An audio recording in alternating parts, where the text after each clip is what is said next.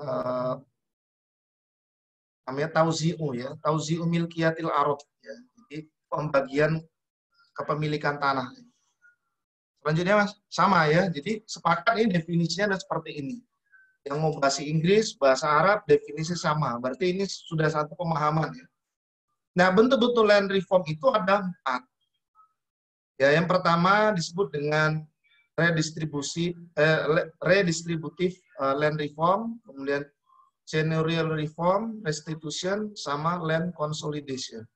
Oke, definisi seperti apa? Selanjutnya, Mas. Ada 4 bentuk ya. Selanjutnya, Mas.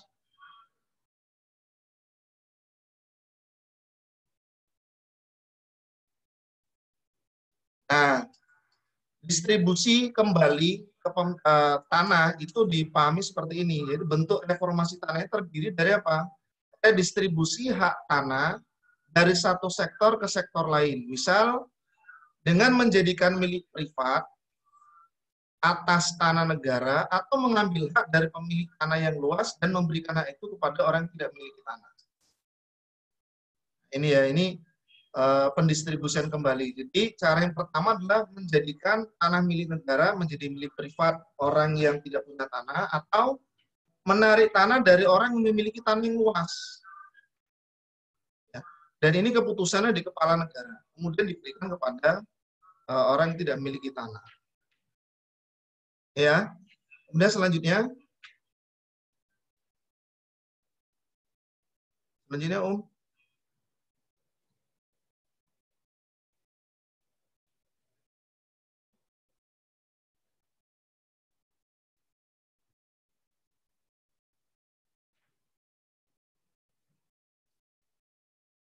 Kok lambat tampilan ini?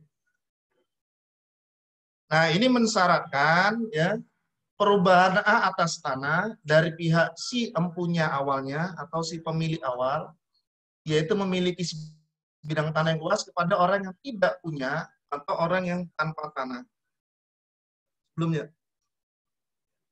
Biasanya disebut sebagai orang yang tidak memiliki tanah. Ya, itu yang disebut dengan redistributive land reform. Sebelumnya, Mas, boleh.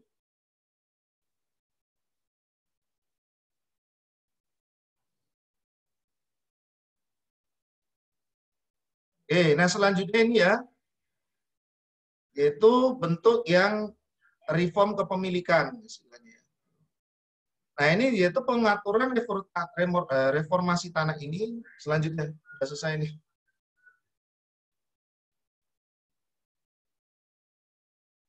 Bertujuan untuk meningkatkan jenis kepemilikan atas tanah yang sudah berada dalam penguasaan rakyat, tetapi tidak terjamin hak kepemilikannya. Dapat dikatakan bahwa ini membahas tentang masalah akte kepemilikan bagi kepemilikan tanah. Yang kedua, ini adalah penguatan pada dokumen kepemilikan. Jadi kalau tadi kepemilikannya, jadi kuantitas atau ukuran tanah yang dimiliki, kalau yang bentuk kedua adalah memperbaiki ya akte kepemilikan atau surat-surat kepemilikan. Nah, ini kalau Pak Jokowi kemarin itu bentuk ini adalah membagi-bagi surat tanah. Nah, kalau di dalam buku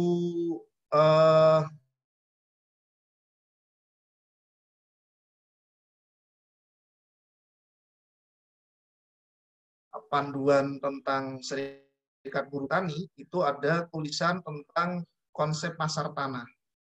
Jadi konsep pasar tanah inilah konsep pasar atas tanah, ya, di mana negara itu akan membagikan atau mengukuhkan kepemilikan atas sebidang tanah kepada seseorang, yaitu pemiliknya. Kemudian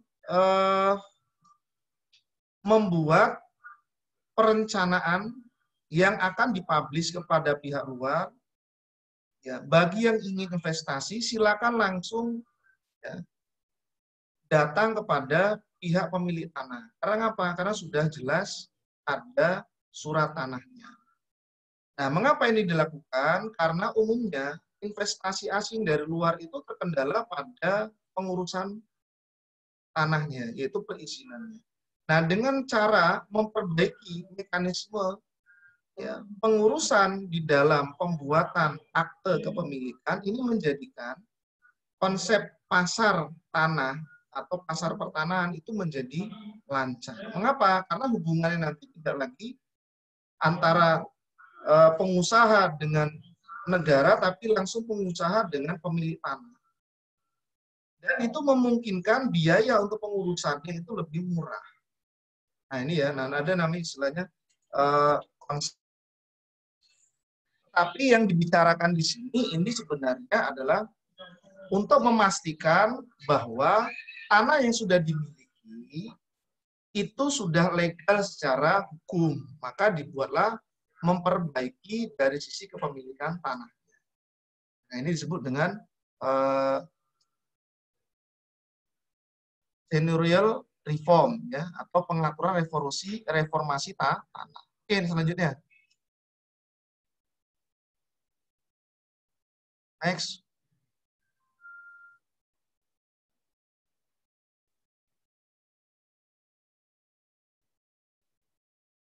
Selanjutnya adalah restitusi ya, restitusi tanah. Kali ini memang jarang dibahas karena jarang diterapkan di sebagian besar negara dan dapat dikatakan paling sulit untuk dilaksanakan. Mengapa? Karena ini melibatkan pengembalian tanah kepada orang yang keturunannya ya, kepada orang atau keturunannya yang dihapus kepemilikannya atas suatu tanah. Mereka lah pemilik tanah sebelumnya yang kehilangan tanah mereka. Nah, kalau ini adalah mengembalikan tanah, restitusi tanah dari pemilik yang sekarang kepada pemilik yang lama. Nah, kalau pemilik yang lama itu tidak ada, maka dikembalikan pada keturunan atau ahli warisnya. Nah, susahnya adalah melacak ya silsilah dari keluarga ini. Nah, ini memang jarang diterapkan. Jadi penerapan land reform ini ada beberapa negara yang saya baca itu, contohnya adalah Jepang, kemudian Afrika Selatan ya, dan Afrika Utara. Termasuk negara Amerika Latin itu banyak menerapkan kebijakan land reform. Tapi yang restitution atau restitusi atas tanah ini tidak banyak diterapkan atau dipakai kebijakannya karena susah untuk melacak ahli waris dari pemilik tanah sebelumnya. Ya, karena butuh basis data yang lebih jelimet ya, artinya silsilahnya segala macam. Nah, bisa jadi orang sudah berpindah lokasi sehingga susah untuk melacaknya. Nah, maka ini nggak dipakai. Jadi yang dipakai baru nomor 1 dan nomor 2 tadi, yaitu menarik tanah dari pemilik yang memiliki tanah yang banyak kepada yang sedikit, kemudian memberikan hak hukum atau menetapkan akte kepemilikan, sehingga tidak susah untuk dikembalikan lagi pada orang yang tanahnya tadi diambil yang jumlah kepemilikan tanahnya besar. Yang selanjutnya Mas Ulid. Kemudian yang selanjutnya konsolidasi tanah. Yaitu metode reformasi pertanahan di mana semua pemilik tanah di suatu daerah dapat memanfaatkan tanah mereka dan diarahkan pada bidang-bidang baru dengan nilai produk yang sebanding tetapi dengan pola yang bisa mendorong penggunaan tanah yang lebih efisien dan menghasilkan. Kalau ini konsolidasi tanah itu adalah membuat satu kawasan tanah itu mau ditanami apa? Yaitu ditanami pada tanaman-tanaman yang secara ekonomi itu tinggi nilainya. Jadi seperti kultur stelsel ya kalau dalam penjajahan Belanda dulu. Jadi disuruh penduduk yang ada di tanah itu menanam semua misalnya bawang misalnya, menanam cabai. Selanjutnya Mas Sulit. Kemudian ya tanaman-tanaman yang secara ekonomi itu nilainya tinggi. Nah, ini untuk apa? Untuk menjadikan tanah itu mampu menghasilkan pemasukan bagi pemiliknya atau pengolahnya. Sehingga harapannya yang mengolah tadi memiliki kemampuan ekonomi ya untuk membeli barang selanjutnya dari hasil pertanahannya dan menjadi basis bagi dia untuk berekonomi selanjutnya itu membeli barang, membeli apa segala macam. Nah, dengan bahasa keren itu disebut dengan menambah kemampuan membeli atau purchasing power ya, menambah kemampuan beli dia. Nah ini yang disebut dalam ekonomi itu adalah cara negara untuk meningkatkan kemampuan seorang warga negara ya, menghasilkan faktor produksi untuk menghasilkan keuntungan yang kemudian digunakan untuk memenuhi kebutuhan hidup mereka. Membeli barang yang tidak bisa diproduksi oleh mereka atau membeli yang lain yang dibutuhkan. Oke, selanjutnya.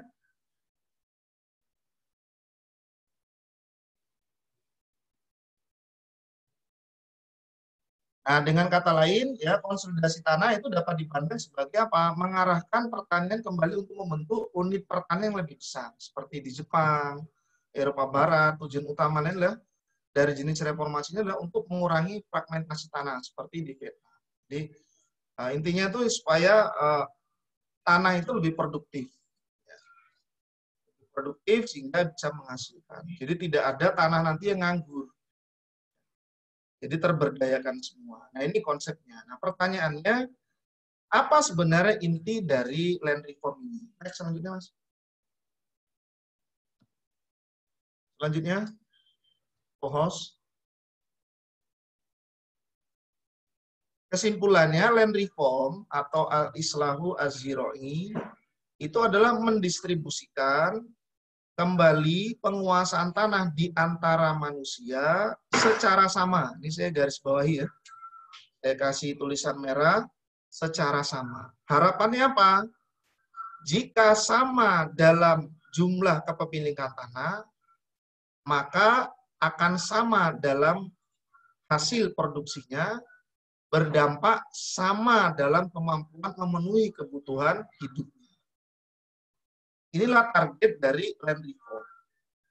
Maka penerapan land reform itu nanti ada batas kepemilikan tanah, luasnya berapa, dan ada batas minimal dan ada batas atas. Anda bisa lihat di Undang-Undang Pokok Agraria tahun 1960 dan penjelasan dari undang-undang itu yang ditetapkan dalam Permen, Peraturan Menteri, dan Perpres. Jadi kalau Anda melihat Undang-Undang 1960 yang dijelaskan dalam Permen dan Perpres yang diterbitkan tahun 1965, 66 itu ada satu penjelasan tentang batas kepemilikan tanah. Ada yang 5 hektar, untuk daerah yang padat itu 5 hektar. Maka orang memiliki lebih dari 5 hektar itu nggak boleh. Itu nggak boleh. Kalau ada orang memiliki 10 hektar, maka tanahnya itu akan diambil 5 hektar jika memang ditetapkan batas maksimal itu 5 hektar. Akhirnya semua orang itu diharapkan memiliki tanah yang jumlahnya sama. Jadi harapannya kalau tanahnya 5 hektar sama-sama 5 hektar, maka kemungkinan bisa menghasilkan kalau 1 hektar itu 2 ton, berarti satu orang menghasilkan 10 ton.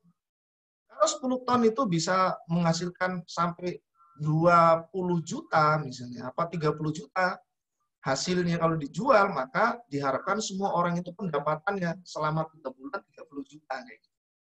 Maka kemampuan mereka dalam dalam berekonomi itu sama. Ya, kemampuan ekonomi juga sama. Kita sama-sama 30. Inilah sebenarnya esensi atau intisari dari konsep land reform. Selanjutnya, Mas.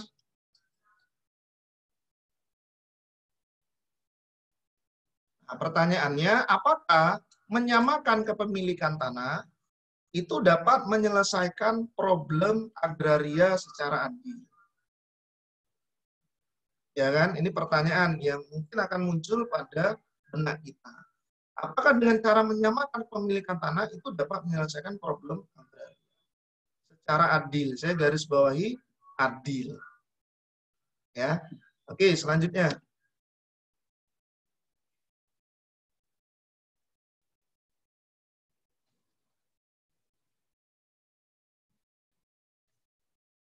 Nah, saya langsung kritik ya. Ada beberapa kesalahan dari konsep dan reform ini. Yang pertama, kita menemukan bahwa manusia sebagai objek dalam pembahasan ekonomi itu ternyata diciptakan oleh Tuhan itu berbeda-beda kekuatan fisik. berbeda-beda kekuatan akalnya, dan berbeda-beda dalam pemenuhan kebutuhannya. Orang yang fisiknya sempurna mungkin akan bekerja lebih fit dibanding orang yang cacat secara fisik. Itu adalah fakta yang kita temukan. Ada orang memiliki tingkat kecerdasan, ya, itu lebih tinggi dibanding yang lain. Itu juga kenyataan yang kita dapatkan. Dan ada orang yang pemenuhan kebutuhannya itu yang kuat makannya, ada yang sedikit makannya. Bagi badannya yang besar, itu mungkin konsumsi makan 5 piring itu baru selilit ya. Itu baru ibaratnya pembuka. Ada yang bisa sampai 10 piring. Tapi ada yang makan 1 piring saja sudah gelegean ya, udah mau muntah. Mengapa? Karena kemampuan setiap orang itu berbeda-beda. Maka menyamakan kuantitas dalam pemilikan lahan itu tidak dapat dipastikan. Akan sama juga dalam kemampuan mengelolanya. Mengapa? Karena setiap orang itu punya kemampuan mengelola yang berbeda-beda. Mengapa? Itu sudah alami yang terjadi. Nah, ini. Kemudian ada orang yang punya kecenderungan itu bekerja menjadi buruh atau disebut dengan ajir ya, pekerja. Mentalnya seperti itu. Tapi ada orang yang mentalnya, kecenderungannya, pemuyulnya itu menjadi pengusaha. Maka kalau Anda kasih 5 hektar kepada orang yang memiliki yang punya kecenderungan menjadi buruh, bekerja di pabrik, kemudian jadi guru atau jadi PNS, maka saya yakin 5 hektar itu nggak akan terolah. Sebaliknya orang yang punya kecenderungan mengolah tanah, kuat fisiknya, cerdas akalnya mengolah tanah pertanian, maka 5 hektar itu mungkin akan kurang. Pertanyaannya, bagaimana nasibnya orang yang mampu mengelola lebih dari 5 hektar? 5 hektar dia mampu produktifkannya, ternyata kurang, dia ingin beli lagi 5 hektar. Ternyata masih kurang, dia ingin beli lagi 5 hektar. Terpaksa dia akan digigit jari, karena apa? Harus dibatasi 5 hektar. Maka ini sebuah bentuk kezaliman atas orang yang memiliki kemampuan yang lebih. Dan ini juga akan membuat kebijakan penyamarataan dalam sisi jumlah kepemilikan tanah 5 hektar itu akan juga membuat akan ada tanah yang akan nganggur atau tidak terolah. Karena apa? 5 hektar tadi diberikan pada seorang PNS. Yang memang kecenderungan itu bekerja di kantor, di ruang ber-AC, tidak panas-panas, ya kan? Berangkat pakai baju nyetil, gitu kan? Pakai wangi-wangian, ya beda yang di sawah. Harus berjemur, ya kakinya meletek-meletek, ireng-ireng, ya kan gitu. Kemudian kalau yang di kantor, dia pakainya sepatu, ya rapi, kemudian kulitnya bersih, kuning gitu kan. Ini kecenderungan. Nah, kalau ini diberlakukan harus sama, kasihan orang yang, ya ini akan membatasi orang yang punya kemampuan lebih. Akhirnya apa? Ini akan menurunkan kreativitasnya, kemudian juga pada saat yang sama akan menurunkan produktivitas tanah. Ini yang terjadi. Akibatnya apa? Untuk apa saya kerja semangat-semangat? Karena bakalnya dibatasi hanya 5 hektar. Nah, kalau nggak percaya Anda buka saja ya. Di Undang-Undang Pokok Agraria, nanti pada Permen sama Perpres, saya punya bukunya itu ya. Satu bendel isinya Undang-Undang Pokok Agraria yang isinya paling hanya 30 lembar ya, kemudian sisanya itu adalah penjelasan. Nah, di situ ada ketentuan-ketentuan pembatasannya. Tergantung dari tingkat kepadatan penduduk. Yang kedua, jika dipaksakan pemilikan lahan secara sama melalui kekuatan penguasa otoriter sekalipun, namun tetap tidak akan sama dalam penggunaan harta, produksi, dan pemanfaatannya, serta tingkat kebutuhannya. Ya, kalau dipaksa pun, ya itu tetap tidak bisa. Ngapa? Karena seperti mendorong sesuatu yang secara alami itu memang tidak bisa disamakan. Tidak bisa disamakan. Ada orang yang senangnya punya harta banyak itu diobral, ya beli apa sih dibeli. Ada yang senangnya kecenderungannya itu ditabung. Ini juga akan berefek kepada apa? Pemanfaatan atau penggunaan harta yang dia miliki.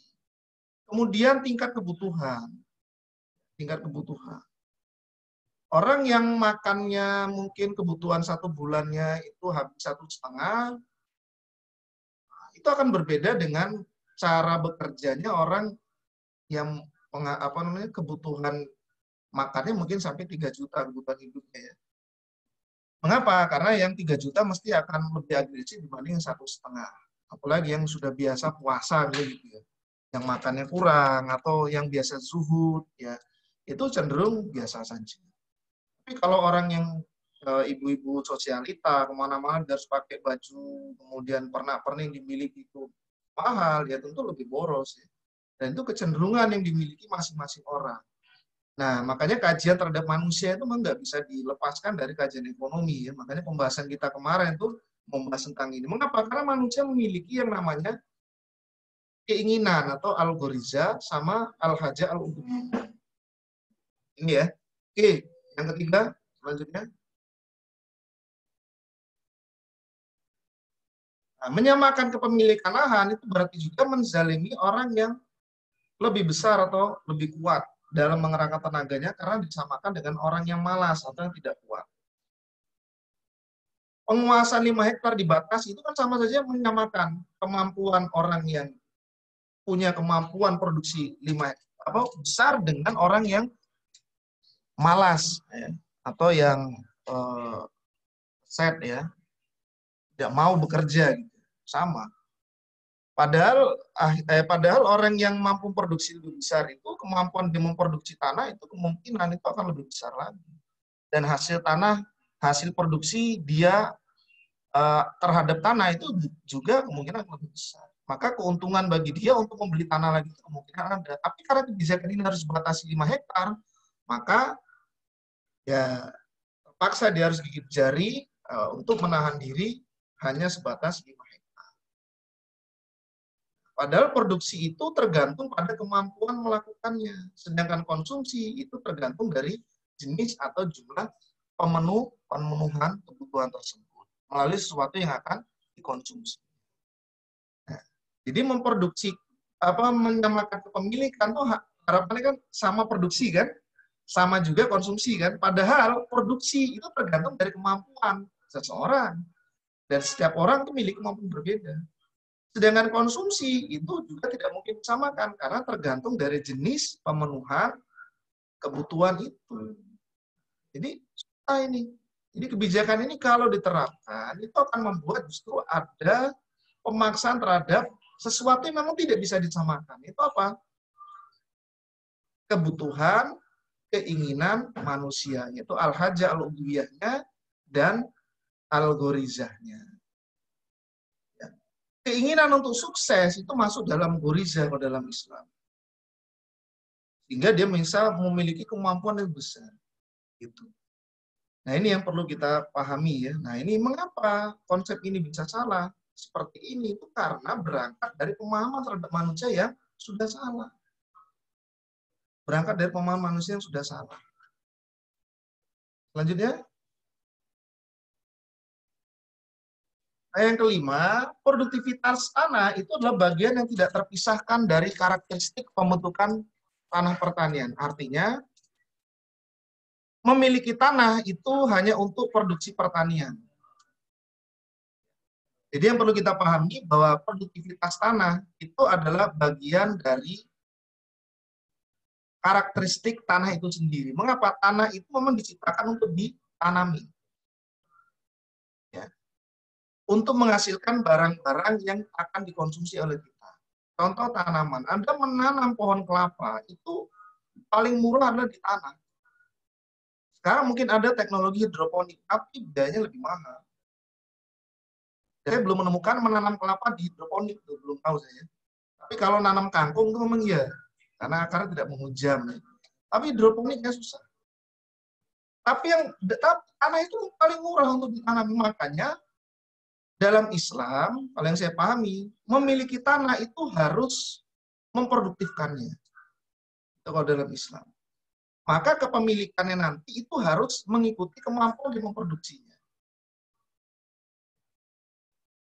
Tidak seperti yang dipahami oleh konsep ini, yaitu apa?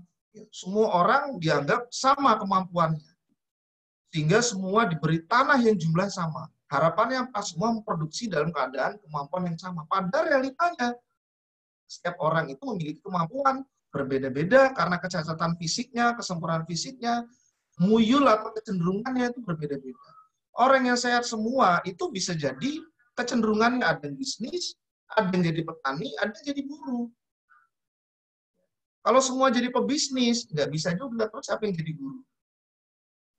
Kalau semua jadi petani, terus siapa yang jadi pemungut sampah? Ya gitu kan. Itu sudah penciptaan sudah seperti itu, sehingga kehidupan dunia itu akan bersinergi. Kalau semua itu semua jadi pengusaha, terus yang didik anak pengusaha tadi siapa? Nggak ada gurunya kan? Karena pengusaha nggak mungkin mau jadi guru, gajinya kecil. Kecuali ada sertifikasi guru. Ya kan, itu penghargaan. Kemudian kalau semua jadi pengusaha, terus yang memungut sampah, ya, membersihkan sampah sebagai seorang karyawan atau pegawai negeri di dinas penanaman, ya, di tingkat kota atau kabupaten, nggak bisa. Mana mau pengusaha mau jadi pemungut sampah, ya kan? Terus kalau semua jadi pengusaha, terus siapa yang jadi pembantu di rumah? Itu sudah sinergi. Maka persamaan dalam kepemilikan tanah itu hakikatnya mengeluarkan fungsi tanah dari fungsi tanah sebagai sumber produksi. Jadi nggak bisa. Jadi ini sudah memisahkan. Jadi dipahami bahwa tanah yang dimiliki sama itu harapannya produksinya sama, padahal enggak. Kenapa? Karena dibenturkan pada yang ngolahnya. Yang ngolahnya ternyata nggak sama. Nah, ini ya. Nah, jadi akhirnya ini apa? Memisahkan antara konsep kepemilikan dengan konsep produksi. Sumber produksi dari tanah itu. Ini nggak bisa ya. Akibatnya seperti itu. Nah, sebenarnya kalau saya jelaskan, ini adalah berangkat dari konsep ideologi sistem ekonomi sosialisme, yaitu menyamakan konsep tanah itu secara sama. Selanjutnya, Mas Kulit. Nah, alih-alih meningkatkan produktivitas tanah, land reform justru membuat produktivitas tanah menjadi turun karena dilarangnya manusia memiliki tanah kecuali jika sama, dan akibatnya terabaikan tanah yang dimiliki orang yang tidak mampu mengolah tanah, orang yang lemah, orang yang malas, yang mana keberadaannya selalu ada di setiap umat, setiap masa. Nah, kalau dalam Islam nggak seperti ini. Tanah itu diberikan kepada orang yang mampu produktifkannya. Berarti bukan pada orang yang malas. Sehingga kalau orang yang malas, kalau ingin memproduktifkannya, harus semangat memproduktifkannya. Baru dia diberi ya, hak kepemilikan tanah. Tapi nanti kita bahas dulu ya, di akhir ya. Oke, selanjutnya. Kesimpulan, membebaskan kepemilikan tanah dan membebaskan pemanfaatan ala kapitalisme berakhir pada produktivitas tanah tinggi, tetapi lahan hanya dikuasai oleh segelintir orang kaya.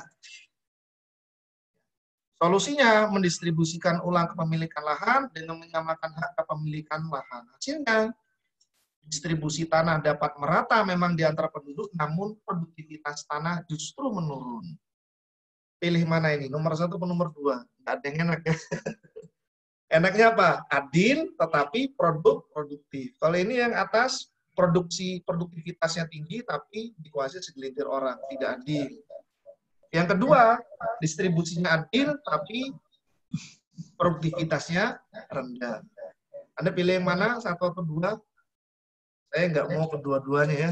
Saya milih yang ketiga. Apa itu? Mari lihat selanjutnya. Nah, jalan ketiganya apa? Lanjut, Pak Khodit.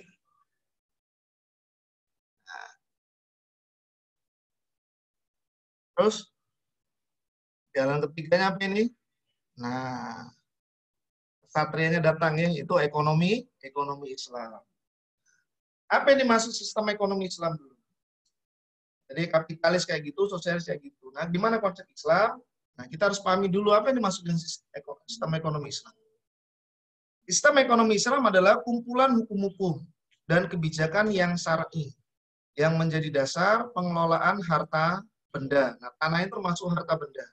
Dan tasarufnya atau pengelolaannya atau aktivitas pendistribusiannya atau aktivitas pemanfaatannya. Nah, ini namanya tasawuf. Jadi sistem ekonomi Islam itu adalah kumpulan hukum-hukum. Jadi kalau belajar ekonomi Islam tapi tidak belajar hukum ekonominya, nggak jadi kita. Belajar sistem ekonomi Islam tapi tidak mempelajari hukum fikihnya, nggak bisa. Mengapa? Karena definisi ekonomi Islam seperti itu. Nah, dari hukum tadi lahirlah sebuah kebijakan. Karena lahir dari hukum, maka kebijakan disebut kebijakan yang syar'i. Itu apa? Kebijakan yang merujuk pada ya 4 sumber hukum dalam Islam, yaitu Al-Quran, As-Sunnah, Ijma' Sahabah, dan Qiyas. Ini menurut Abdullah An-Nasir dalam kitab Al-Madkhal ila Dirosah, ya, ila Dirosatin Nizami Al-Iqtisadi Al-Islami, halaman 13. Selanjutnya. Lanjut ya Mas Ulid. Nah, ternyata bagaimana pandangan Islam terhadap tanah? Sudah masuk ke ekonomi Islam, kita lihat dulu. Apa yang dimaksud dengan tanah dalam Islam? Tanah itu dalam Islam dimasuk dalam kategori al-mal. Apa yang dimaksud al-mal? Al-mal adalah dalam kitabnya Mu'jam Lughalil Fuqaha karyanya Syekh Wahbah Zuhaili. Al-mal adalah ma malak tahu min malin. Apa saja yang kau miliki dari sebuah harta atau asyai, ya. Ma malak tahu min asyai, ya. Apa saja yang kau miliki dari sesuatu benda. Nah, al-mal itu berasal dari kata malayamilu, yaitu cenderung. Jadi disebut harta itu adalah sesuatu yang manusia cenderung kepadanya. Godong kering, daun kering itu dibuang, nggak ada yang tertarik, bukan harta. Tapi kalau laptop saya letakkan di pinggir jalan, kemudian dia ngambil, itu harta. Mengapa? Karena harta itu memiliki nilai guna dan memiliki nilai tukar, umumnya itu. Mengapa dia memiliki nilai guna? Karena ada kegunaan yang dia bisa berikan untuk memuaskan kebutuhan atau keinginan manusia. Sehingga itu yang membuat manusia tertarik kepadanya. Ini dalam Islam. Nah, tanah itu mempunyai zat atau rokobatun sekaligus memiliki pemanfaatan atau manfaat. Jadi Islam membagi bahwa tanah itu memiliki zatnya, yang kedua memiliki manfaat. Nah, di dalam Islam, ya, Islam telah membolehkan atau membebaskan kepemilikan atas lahan tanah maupun memanfaatkannya sesuai kemampuan. Dan Islam juga telah menentukan hukum bagi masing-masing pemilikan ini, yaitu hukum atas lahan tanah tersendiri dan hukum atas pemanfaatan tanah itu sendiri. Nah, ini. Jadi hukum atas tanah, itu zat tanah atau rokobahnya itu ada hukumnya sendiri. Ini seperti hukum misalnya hukum kepemilikan tanah ya tadi, ada hukum jual beli tanah. Kemudian ada hukum pemanfaatannya, seperti hukum tentang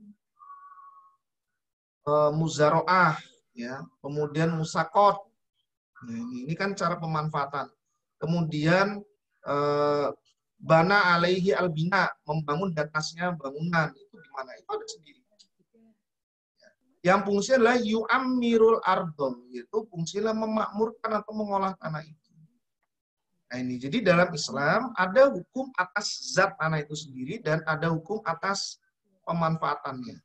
Kenapa? Karena dalam Islam tanah itu ada dua.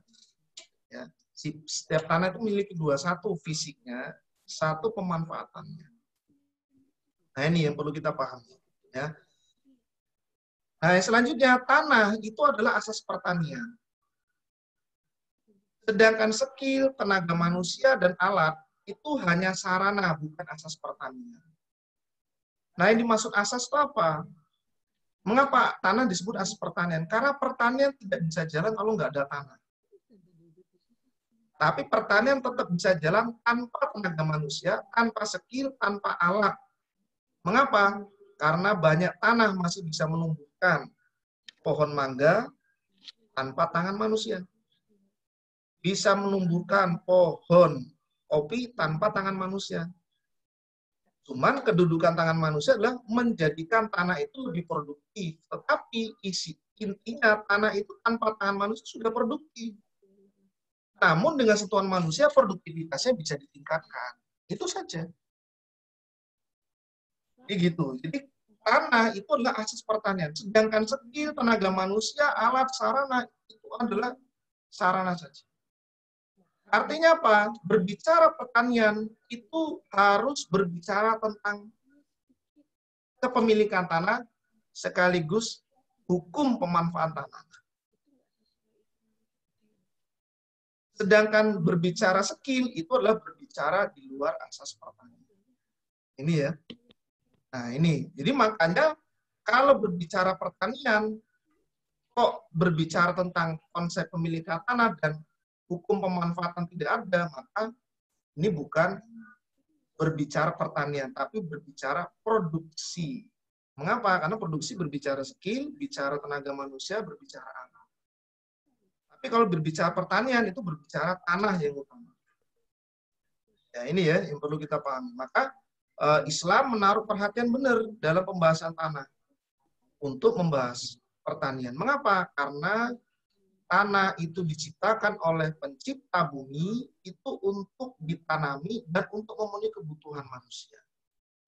Maka salah dalam mengatur tentang kepemilikan tanah sekaligus pemanfaatannya itu akan membuat ya fungsi dari tanah tidak maksimal dalam penggunaannya. Itu apa? Untuk memenuhi kebutuhan manusia. Sebagai contoh mana ya tadi sistem kapitalis.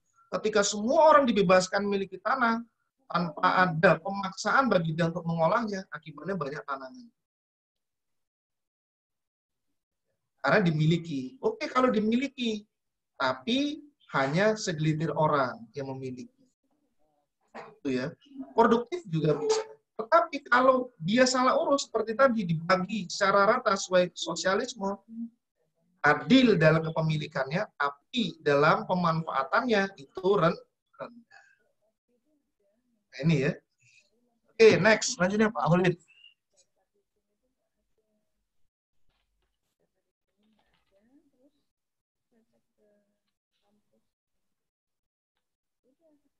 Selanjutnya. Nah, tanah tanpa tenaga manusia, alat skill masih bisa produksi, ya walaupun sebatas untuk makan ternak ya. Beri rumput untuk makan kambing. Sebaliknya tenaga manusia, alat, dan skill tanpa tanah secara mutlak tidak bisa menghasilkan produksi pertanian. Ada yang nanam pohon kelapa di batu, nanam pohon kelapa di air, malah tumbang ya. Pohon kelapanya. Nanamnya di rumah, hancur rumahnya belah dua. Kenapa? Karena merusak semennya. Kalau nggak bisa ditanai, nggak bisa. Maka metode penguasaan tanah dan metode pengelolaan tanah itu adalah penentu dari arah produksi pertanian. Maka Islam akan mengatur bagaimana metode penguasaan tanah dan bagaimana metode pengelolaan tanah atau pemanfaatannya. Selanjutnya.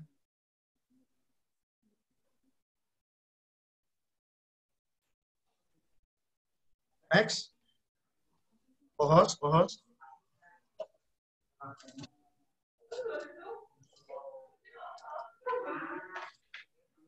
Nah, saya akan membahas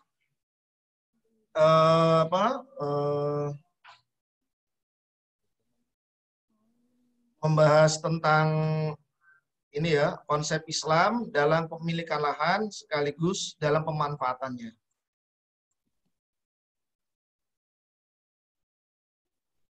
Yang pertama, Islam mengatur cara penguasaan lahan.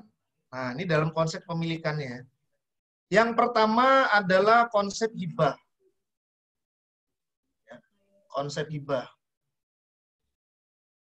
Konsep hibah dalam konsep penguasaan lahan pertama adalah hibah. Jadi orang itu bisa memiliki tanah, yang pertama adalah hibah. Apa yang dimaksud dengan hibah? Hibah adalah apa? Tamlikul mal bila iwadin bi ghairi hajatil muqaw. Ya. Yaitu proses transfer kepemilikan ya, harta ya tanpa ada kompensasi ya dan tanpa ada hajat dari orang yang diberi. Itu hibah. Jadi hibah itu ya kita memberi sesuatu pada orang lain ya sudah. tanpa ada kompensasi yang diberikan kepada kita. Jadi saya memberikan kepada nih saya kasih laptop, ya sudah namanya hibah. Dia tidak perlu memberikan pada saya kecuali hanya ucapan matur thank you. Dan tidak perlu ada sesuatu yang kita minta dari dia, yaitu berupa imbal balik, dimudahkan masuk kerja, kemudian di ACC proyek kita supaya dijadikan mitra dia. Nah, kalau seperti itu namanya riswah nanti. Riswah itu berarti atau umalin memberikan harta litahkiki ibtolin wali ibtoli tahkik, ya. Jadi memberikan harta untuk membatalkan yang seharusnya benar dan membenarkan yang seharusnya batal. Itu namanya riswah. Kemudian yang kedua, orang bisa menguasai lahan itu karena waris. Waris itu adalah sesuatu yang ditinggalkan oleh mayit kepada ahli warisnya. Kalau dalam bahasa Arab, dalam kitab Mujamul Ghalil Fuqaha karya Rawas Qalahji itu disebutkan ma yukhalifu al-mayitu ila warosatihi. Sesuatu yang ditinggalkan oleh si mayit kepada ahli warisnya. Itu warisan. Itu bisa kita miliki lahan karena warisan. Yang ketiga, itu membeli. Ya, transaksi jual beli, yaitu mubadalatul mal bil malin ala sabili tamlik antarodin. Itu memberikan saling tukar menukar harta dengan jalan transfer kepemilikan dengan dasar saling ridho. Itu dimaksud dengan jual beli. Ya, jadi kita memberi tanah kemudian dapat uang. Dengan uang tadi kita membeli tanah, kita dapat tanah, kita kasih uang, kayak gitu. Itu boleh dan bisa. Yang keempat, memagari tanah atau tahjir, ya. Dari kata hajaro, tahjir itu mengapa disebut tahjir? Karena orang Arab dulu kalau membatasi tanah pakainya batu. Yaitu membatasi tanah pada tanah yang memang belum ada pemiliknya. Itu boleh. Jadi misalnya seseorang itu ingin menikahi seorang perempuan, nggak punya harta. Tapi dia bisa kemelinti di depan calon mertuanya. Kamu punya apa? Saya punya 3 hektar. Oh, kamu tahu dari mana? Saya punya di Paninggaran. Di Paninggaran itu adalah hutan belantara, nggak bisa gitu. Dia bawa saja batu satrek itu, kemudian dia pagari. Nah, dalam Islam itu boleh, ya, dimiliki oleh dia selama memang belum ada yang memiliki. Ini namanya tahjir. Nah, dalam Islam dia boleh memiliki karena apa? Karena dia mengelolanya. Mengelolanya itu apa? Yu'amiru. Mengelolanya. Kemudian menghidupkan tanah mati. Menghidupkan tanah mati adalah menghidupkan tanah yang ditinggalkan atau tidak diolah oleh pemiliknya. Jadi tanah itu sudah ada yang memiliki, tapi tidak diolah, maka dianggap tanah mati. Nah, maka boleh bagi orang yang datang setelahnya itu untuk mengolahnya. Dalilnya adalah apa? Ada sebuah hadis mengatakan, man lahu ardun, barang siapa memiliki tanah. Wa atola salah sasinin, kemudian dia menganggurkannya 3 tahun. Sumaja'a ghairuhu, lalu datang selain dia, fa'ammaroha. Kemudian dia memakmurkan atau mengelolanya. Maka kalimat terakhirnya, fahuwa ahakku. Maka dia itu lebih berhak atas tanah itu. Nah, huruf fa di sini adalah huruf fa sababiyah. Yaitu apa? Dia berhak atas pemilikan tanah. Artinya apa? Karena dia mengolah tanah itu, maka dia berhak atas tanah itu. Jadi karena dia mengelola akibatnya, dia berhak memiliki tanah itu. Itu menurut hadis Rasul. Fahuwa ahaku biha. Ahaku itu isim tafdil, lebih berhak. Bihabi terhadap hanya ada tanah. Tanah itu dalam bahasa Arab domirnya itu pakainya hak, ya, karena dianggap mu'anas, ya. Hak kubiha, karena dia berhak atas tanah itu. Nah, ini disebut dengan menghidupkan tanah mati. Nah, ini maka ada di ayat lain, man lahu ardun faman atola salah sasinin Ya, kemudian faja'a ghairuhu fa'ammaroha fahiya ahaqqu biha. Itu redaksinya juga ada. Barang siapa menganggurkan tanah 3 tahun, kemudian datang orang lain, kemudian orang itu mengelolanya, maka dia lebih berhak atas tanah. Ya, ini dalam Islam itu namanya Ihya'ul Mawad. Ya. Kemudian pemberian tanah oleh negara. Jadi tanah itu bisa diberikan oleh negara kepada orang yang mampu mengelola tapi nggak punya tanah, itu boleh. Jadi kalau kita amati, nah, dalam kitab fikih ada namanya Iqta'ud Daulah, itu nomor 6, itu pemberian negara. Nah, dalam Islam, menguasai tanah itu ada 6 caranya. Tapi kalau dalam kapitalisme, memiliki tanah itu hanya ada nomor 1, nomor 2, dan nomor 3 saja. Hibah dari hibah dari orang lain bisa, warisan juga bisa, atau membeli.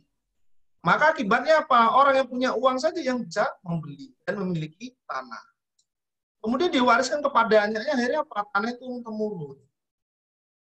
Nah, kalau dalam Islam, ketika orang itu membeli tanah, kemudian dianggurkan, maka batasannya 3 tahun. Tadi disebutkan ya, salah sasinin 3 tahun.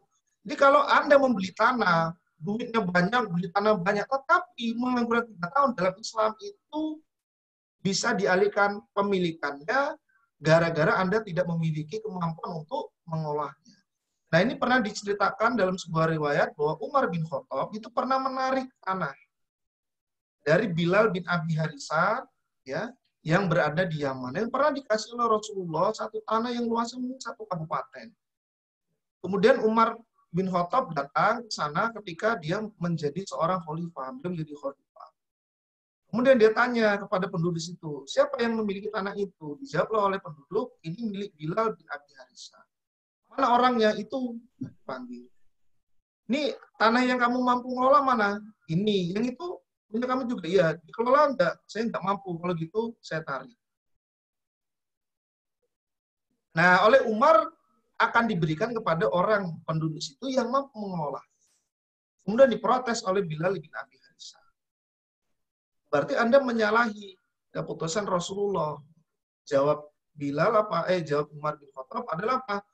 Rasulullah hadir tidak hanya memberikan tanah, tetapi juga memaksimalkan fungsi tanah. Kemudian tanah itu diambil oleh Umar, tapi diberikan kepada yang mampu mengelola.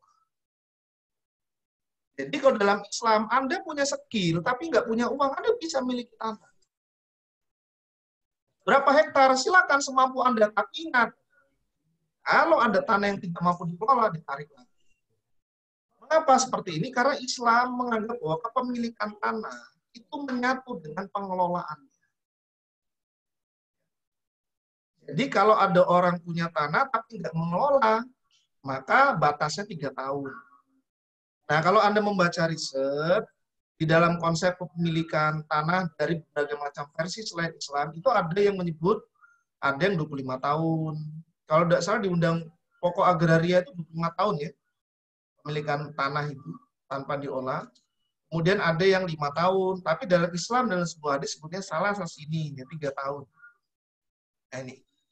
Maka nomor 2, jadi walaupun kita bisa beli tanah yang banyak, dapat warisan yang banyak, kemudian bisa manggari tanah yang banyak, tapi ingat, batasannya kalau tidak dikelola adalah 3 tahun. Makanya poin nomor 2, ini membatasi cara Islam menghilangkan feodalisme apa? Membatasi ya atau menghilangkan kepemilikan tanah yang secara luas tapi dianggurkan.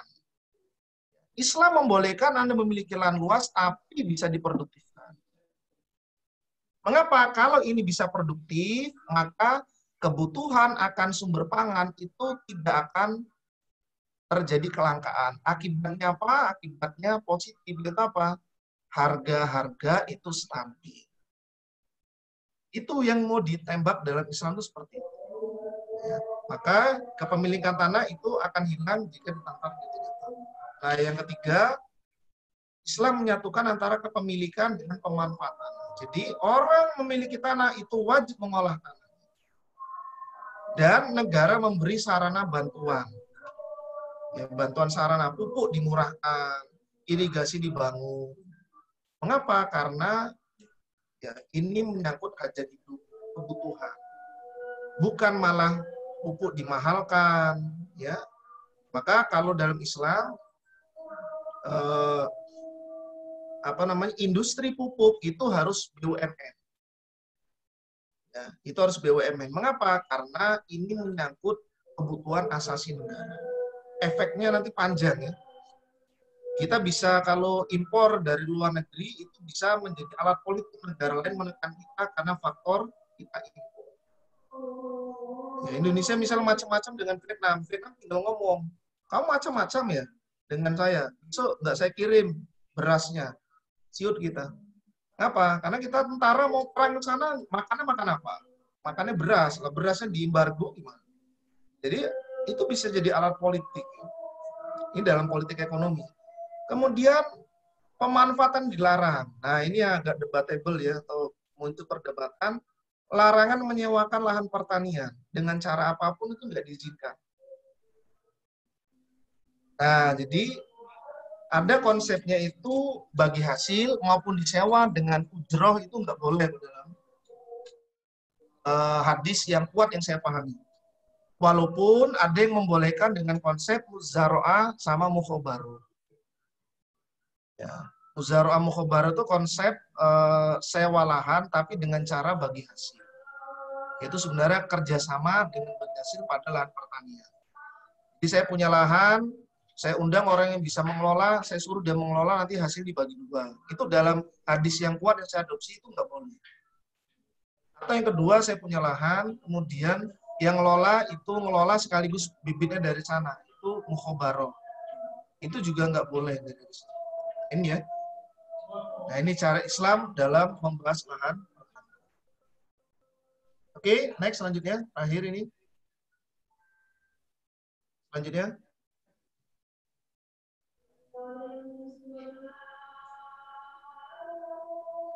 Oh ya. Terus, cukup ya. Sama yang selanjutnya itu hadis tentang yang saya bacakan tadi. Nah ini ya. Jadi definisi sungkapan tadi. Intinya jadi kesimpulannya apa? Dalam Islam itu ketika 6 konsep tadi sebelumnya Mas itu dilaksanakan, maka produktivitas pertanian akan terjadi. Mengapa? Karena tanah dimiliki itu hanya untuk keperluan diproduktifkan, bukan dibeli untuk dianggur. Maka batasan 3 tahun. Ini ya. Kemudian yang kedua, orang yang tidak punya tanah pun karena nggak punya uang bisa tetap punya tanah melalui 6 mekanisme kepemilikan tanah. Akhirnya petani tidak perlu khawatir dalam Islam. Dia pasti bisa miliki tanah. Yang penting dia punya skill. Akibatnya penduduk akan berlomba-lomba meningkatkan skill, bukan meningkatkan duitnya. Kemudian yang ketiga, ini membuat kalau diterapkan, negara akan memberi perhatian penuh terhadap pertanian. Akibatnya biaya-biaya produksi, transport, pengairan, pupuk itu murah. Akibatnya apa? Produktivitas meningkat, distribusi terjadi secara adil, hasilnya adalah ya, produksi pertanian melimpah dan harga pertanian, hasil pertanian itu akan menurun sesuai dengan kemampuan daya beli masyarakat. Dan terakhir, tidak perlu impor. Inilah cara Islam meningkatkan produktivitas pertanian. Ini juga cara kita untuk meningkatkan kemampuan negara dalam produktivitas pertanian. Ya, mungkin itu ya yang bisa sampaikan untuk pertemuan kali ini. Semoga bisa dipahami ya. Nanti silakan slide-nya bisa di copy dari co-hostnya ya, nanti bisa dibagikan kalau mau berguna ya. Ini konsep pembanding. Saya tutup. Akhirul kalam. Wabillahi taufiq wal hidayah. Assalamualaikum warahmatullahi wabarakatuh.